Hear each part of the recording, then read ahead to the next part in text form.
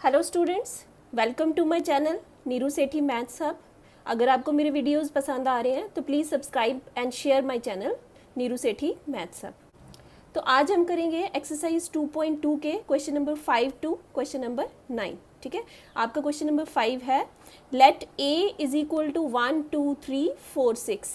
Set A दिया हुआ है 1 2 3 4 6 और relation R on A is defined by A B, AB belongs to A, B is exactly divisible by A।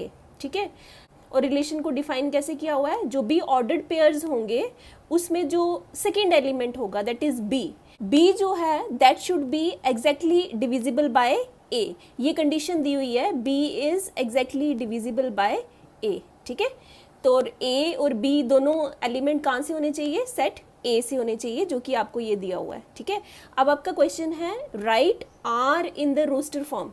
आपको ये जो रिलेशन सेट बिल्डर फॉर्म में दी हुई है, आपको इसको क्या करना है, रोस्टर फॉर्म में लिखना है। ठीक है, सेकेंड पार्ट है find the domain of R. एक तो डोमेन निकालनी है और थर्ड पार्ट में आपको रेंज निकालनी है। ठीक है, चलिए इसका सोल्यूशन करते हैं।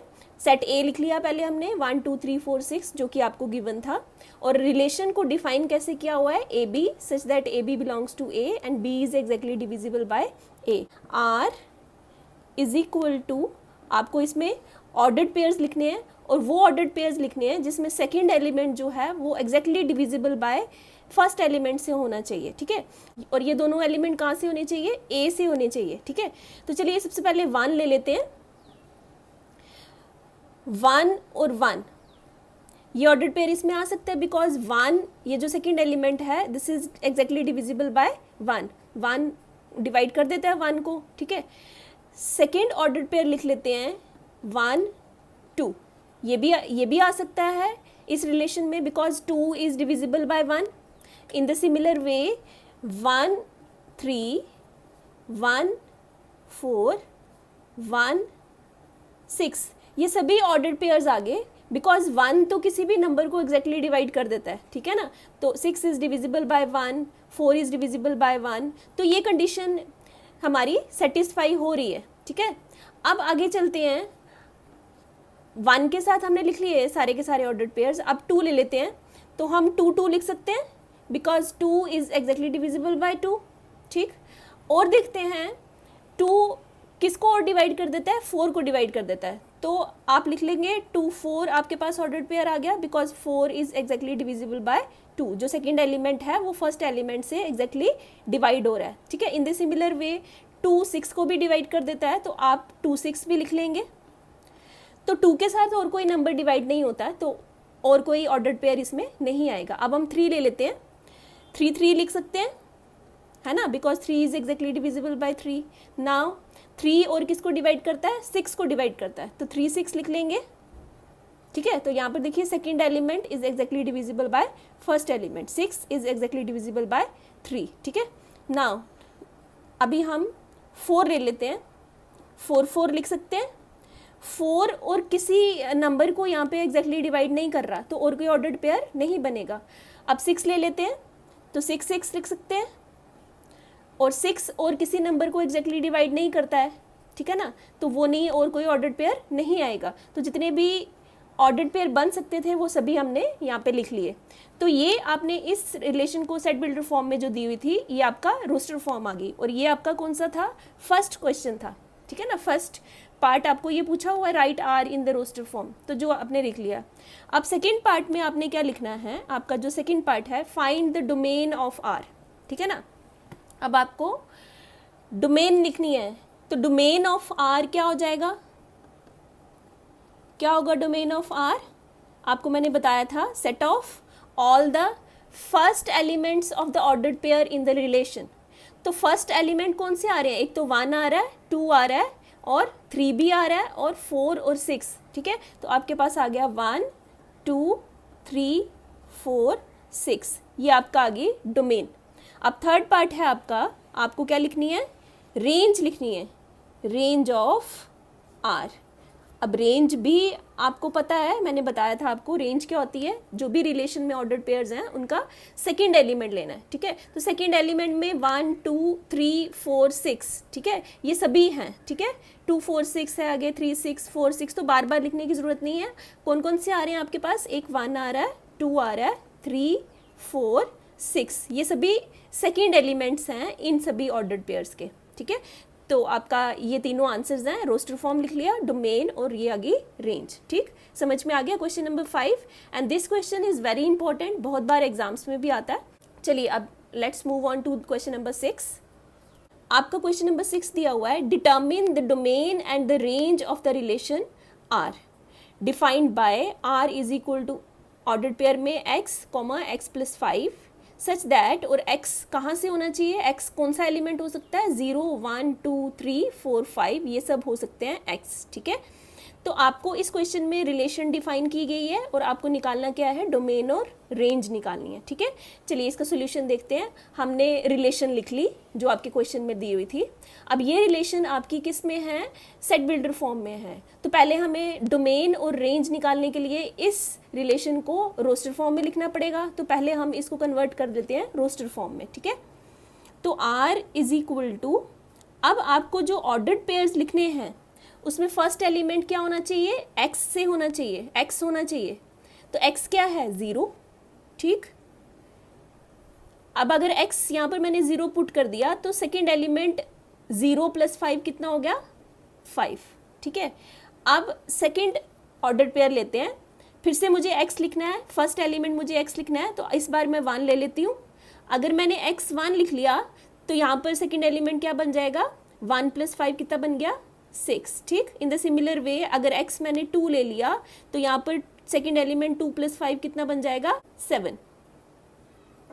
अब 3 ले लेते हैं, x 3 ले लिया तो 5 प्लस 3 कितना हो गया, 8। अब अगर x 4 ले लेंगे तो 4 प्लस 5 कितना हो गया, 9। अब अगर x 5 ले लेंगे तो सेकेंड एलिमेंट में 5 प्लस 5, x 5 ले रहे हैं, यहाँ पर मैंने 5 लिखा और यहाँ पर क्या करना है, 5 प्लस 5 कितना हो गया, 10, ठीक है। तो ये आपके ऑर्डर्ड पेयर्स आ गए इस रिलेशन में, ठीक है। तो ये सेट बिल्डर फॉर्म दी हुई थी, इसको हमने रोस्टर फॉर्म में लिख लिया। अब आपका क्वेश्चन है, आपको डोमेन और रेंज लिखनी है, ठीक है। तो डोमेन क्या आ जाएगी, domain of R, that will be is equal to, first elements लिखने हैं, कौन से आ रहे हैं, 0 1 2 3 4 5, ठीक। आपके पास आ गया 0 1 2 3 4 5। अब नेक्स्ट आपको क्या लिखना है, रेंज लिखनी है, रेंज ऑफ आर। रेंज में क्या करना है, सेकेंड एलिमेंट्स लिखने हैं। सेकेंड एलिमेंट्स कौन से आ गए, 5 6 7 8 9 10। तो आपके पास आ गया 5 6 7 8 9 10। तो ये आपकी रेंज आ गई। तो ये डोमेन और रेंज आपने दोनों निकाल ली, ये दोनों आपके आंसर हैं, ठीक है। समझ में आ गया क्वेश्चन नंबर 6। चलिए अभी क्वेश्चन नंबर 7 करते हैं। आपका क्वेश्चन नंबर 7 है, write the relation R X X cube ordered pair कैसे होंगे, फर्स्ट एलिमेंट x होगा अगर, तो सेकेंड एलिमेंट ऑर्डर्ड पेयर का क्या होगा, इस x का क्यूब कर देना, इस एलिमेंट का क्यूब कर देंगे, ठीक है। फर्स्ट एलिमेंट का क्यूब कर देंगे तो आपका second element of the ordered pair बन जाएगा, ठीक है। और x है क्या, x is a prime number less than 10। तो जो भी x यहाँ पर लिखोगे वो प्राइम नंबर होना चाहिए लेस देन 10, ठीक है। और आपको क्या करना है, इस रिलेशन को किस में लिखना है, रोस्टर फॉर्म में लिखना है, ठीक। अब ये रिलेशन जो गिवन थी हमें, हमने वो रिलेशन लिख ली है यहाँ पे। अब x is a prime number less than 10 लिखा हुआ, तो सबसे पहले देखते हैं प्राइम नंबर्स लेस देन 10 कौन से होते हैं, वो कौन से हैं, 2 3 5 एंड 7, ठीक है। तो ये 4 प्राइम नंबर्स हमारे पास ऐसे हैं जो 10 से कम है, ठीक है। तो अब ये प्राइम नंबर्स लेस देन 10 किसको लिख रहा है, x को लिख रहा है, x को बोल रहा है कि ये प्राइम नंबर लेस देन 10 है। सो दैट मीन्स आपका x क्या आ गया, आप x क्या क्या लिख सकते हो, 2 3 5 7, ठीक है। चलिए अभी इस रिलेशन को रोस्टर फॉर्म में लिखते हैं। r इज इक्वल टू, सबसे पहले लिखना है x आपने, ठीक है। तो x हम पहले 2 ले लेंगे। तो सेकेंड एलिमेंट के लिए आपको क्या करना है, सेकेंड एलिमेंट के लिए फर्स्ट एलिमेंट का क्यूब करेंगे तो वो सेकेंड एलिमेंट बन जाएगा। अब फर्स्ट एलिमेंट क्या है 2, इसका क्यूब करेंगे 2 का क्यूब, ठीक है, ये आपका सेकेंड एलिमेंट बन गया, ठीक है ना। अब x लेना है वापस, फर्स्ट एलिमेंट x लिखना है तो वो आपका क्या आ गया 3 का क्यूब लिखना है सेकेंड एलिमेंट के लिए 3 का cube. In the similar way x हम 5 ले लेंगे तो सेकेंड एलिमेंट क्या आ गया 5 का क्यूब। फिर x हम क्या लेंगे 7, तो सेकेंड एलिमेंट हमें क्या लिखना है 7 का क्यूब, ठीक है ना। जो भी फर्स्ट एलिमेंट लोगे उसका क्यूब करेंगे तो सेकेंड एलिमेंट बन जाएगा। तो हमने यहाँ पर फर्स्ट एलिमेंट लिया, उसका क्यूब किया तो सेकेंड एलिमेंट बन गया, ठीक है। तो ये आपके पास रिलेशन आ गई इन अ रोस्टर फॉर्म। अब इसको सॉल्व कर लेते हैं। r इज इक्वल टू आपके पास क्या बन गया ऑर्डर्ड पेयर 2 8 3 27 5 125 7 का क्यूब इज 343, ठीक है। तो ये आपका आंसर है, आपको रोस्टर फॉर्म में लिखना था इसको। समझ में आ गया? चलिए अभी क्वेश्चन नंबर 8 करते हैं। आपका क्वेश्चन नंबर 8 है let a is equal to X Y Z and b is equal to 1 2, ठीक है। दो सेट दिए हुए हैं a और b, आपको फाइंड करना है number of relations from a to b। तो कितनी रिलेशंस बनेंगी फ्रॉम a टू b, ये आपका क्वेश्चन है, ठीक है। तो चलिए सोल्यूशन देखते हैं इसका। a और b सेट हमने लिख लिया, अब आपको number of relations from a to b निकालना है, ठीक है। तो रिलेशंस आपको पता है क्या था, हमने डेफिनेशन पढ़ी थी। रिलेशंस क्या था, ये subsets of a cross b, ठीक है। तो नंबर ऑफ रिलेशंस क्या हो जाएगा, नंबर ऑफ रिलेशंस क्या हो जाएगा, number of subsets of a cross b,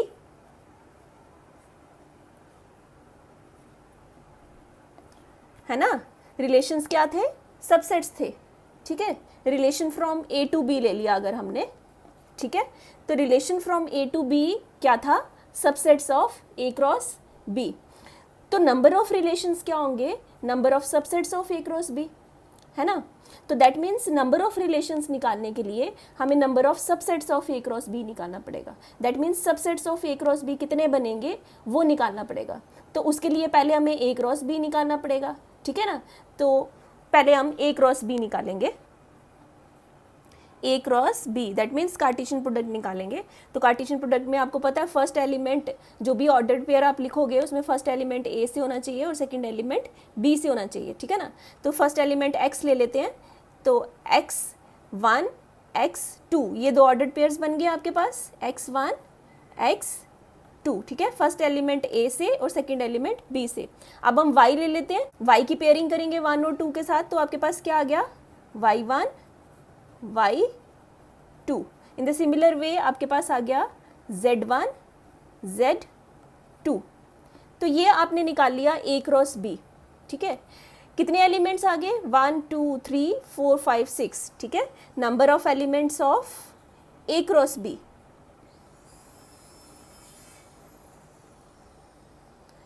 a cross b कितना आ गए 6, ठीक है। तो अब आपको पता है कोई भी सेट है उसमें अगर n नंबर ऑफ एलिमेंट्स हैं, ठीक है ना, कोई भी सेट हो उसमें कितने एलिमेंट्स हो n एलिमेंट्स हो, तो उस सेट के सबसेट्स कितने बनेंगे, कितने होंगे 2 रेज़ टू पावर n, हमें फॉर्मूला पता है, ठीक है। तो वही फार्मूला हम यहाँ पर लगाएंगे। a क्रॉस b के अगर 6 एलिमेंट्स हैं तो इसके सबसेट्स कितने बनेंगे 2 रेज़ टू पावर 6, ठीक है। तो number of subsets of a cross b कितना आ जाएगा, number of subsets of a cross b that will be is equal to 2 raise to power 6, ठीक है। ये रफ है 2 raise to power 6, that means कितने सबसेट्स बन गए 64, ठीक है।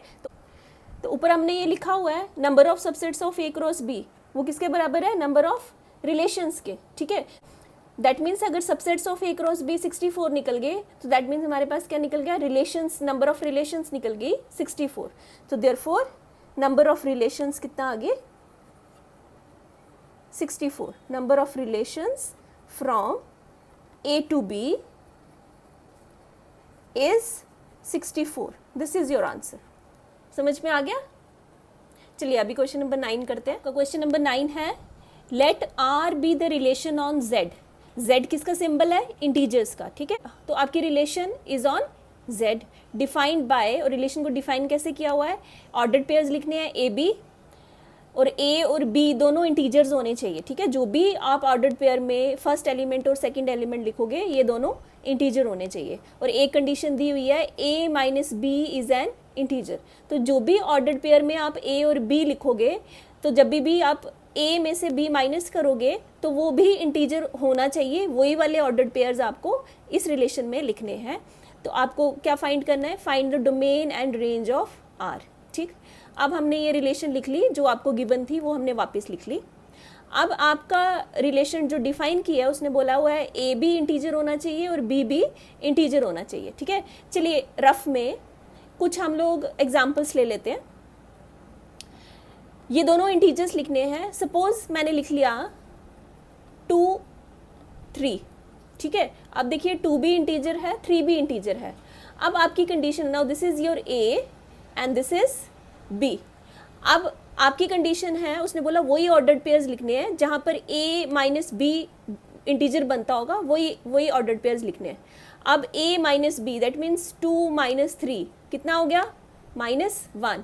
तो ये भी तो इंटीजर है, -1 इंटीजर है, दैट मीन्स ये ऑर्डर्ड पेयर हम लिख सकते हैं। इन द सिमिलर वे कुछ और ले लेते हैं।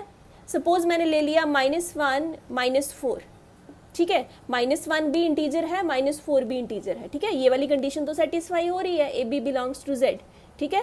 अब सेकंड आगे उसने बोला हुआ है a माइनस बी भी इंटीजर होना चाहिए, ठीक है। तो ये a है और ये b है, तो a माइनस आगे लिखना है b that is -4।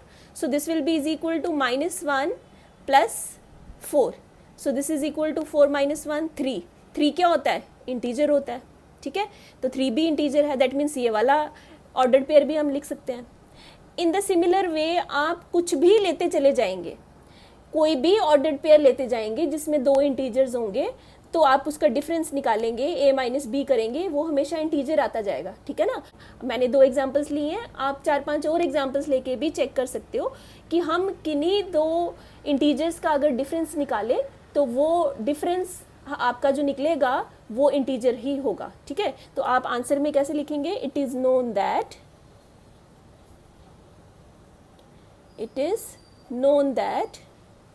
difference of any two integers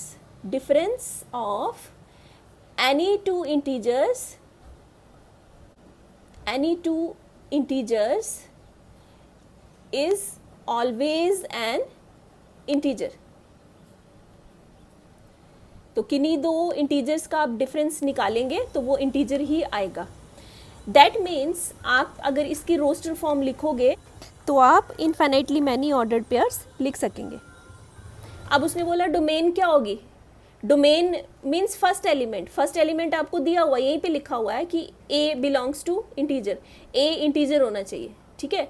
तो वो जो फर्स्ट एलिमेंट्स आएंगे वो सभी के सभी क्या आ जाएंगे? सारे के सारे इंटीजर्स आप लिखोगे उसमें, ठीक है ना। तो आपका डोमेन क्या आ जाएगी? Domain of R will be is equal to Z, that means set of all the integers, ठीक है। In the similar way range of R, range means second element क्या हुआ है? दिया हुआ है, इंटीजर दिया हुआ है, ठीक है। तो आपके पास रोस्टर फॉर्म में इनफाइनाइटली मैनी ऑर्डर्ड पेयर्स बनेंगे, दैट मीन्स सेकेंड एलिमेंट आपके इनफाइनाइटली मैनी इंटीजर्स आ जाएंगे। So that means range of R क्या आ जाएगी? This will also be set of all the integers, ठीक है। समझ में आ गया ये वाला क्वेश्चन? तो यहाँ पे आपकी एक्सरसाइज 2.2 खत्म होती है। आई होप आपको एक्सरसाइज 2.2 बड़ी अच्छे से समझ में आ गया होगा। तो नेक्स्ट लेक्चर में हम लोग पढ़ेंगे फंक्शंस, ठीक है। Till then take care, have a nice day.